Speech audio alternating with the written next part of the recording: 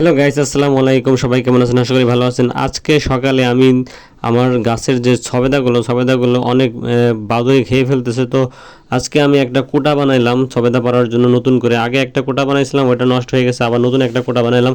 বানিয়ে তারপরে এই কোটাটাকে একেবারে ফিক্সড করে এইভাবে বেঁধে তারপরে সবেদা পাড়ার জন্য রেডি করলাম। তো আমি আজকে অনেকগুলো সবেদা পারলাম।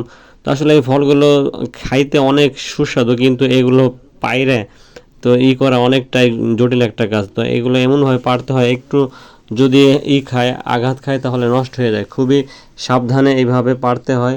তো যাদের আছে সবেদা গাছগুলো তারা কমেন্টসে জানাবেন যে আপনাদের সবেদা গাছ আছে কিনা। ফরিদপুরে সবেদা গাছের জন্য বিখ্যাত। ফরিদপুরে প্রত্যেকটা বাড়িতেই কম বেশি সবেদা একটা না একটা গাছ আছেই। আমাদের বাড়িতে 2টা গাছ আছে, আমি নিজে একটা লাগাইছি, আর একটা এই গাছটা আমার দাদার আমলের, অনেক পুরাতন একটা গাছ। তো আসলে আমাদের বাড়ির একেবারে সামনে এই গাছটা অনেক বিশাল বড় একটা গাছ, অনেকগুলো সবেদা হয়, আমরা খাই, বিক্রি করি। আসলে এত সবেদা খাওয়া যায় না, আমার আত্মীয় স্বজন খায়, আত্মীয় স্বজনকে দেই, বিক্রি করি।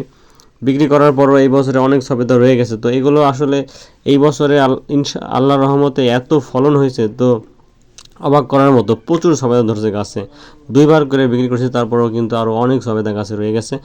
তো আমি এগুলো পারতেছি আর আমাদের বাড়ির পোলাপানরা সেগুলো করতেছে। তো ওরা আসলে খুবই আনন্দ পাইতেছে। আমি একটা একটা করে পারতেছি আর ওরা একটা একটা করে ঝাড়াই নিয়ে দৌড় দিতেছে। তো আসলে অনেক মজা করতেছে ওরা। যাই হোক, আজকে আসলে আমার মেয়ে বলতেছে যে আব্বু সবেদা খাবো। তো একটা পাকছিল বাড়ি, ওইটা কাটে দিল। তারপরে দেখলাম যে আর পাকা নাই। তারপরে ভাবলাম যে আরও কিছু সবেদা পেরে থুয়ে দেয়, যদি পাকে তাহলে খাবানি। আসলে এই ফলগুলো অনেক সুস্বাদু এবং এই ফলে কোনো ধরনের কোনো কিছুই প্রয়োগ করা হয় না, একেবারে একদম ফ্রেশ। এখানে কোনো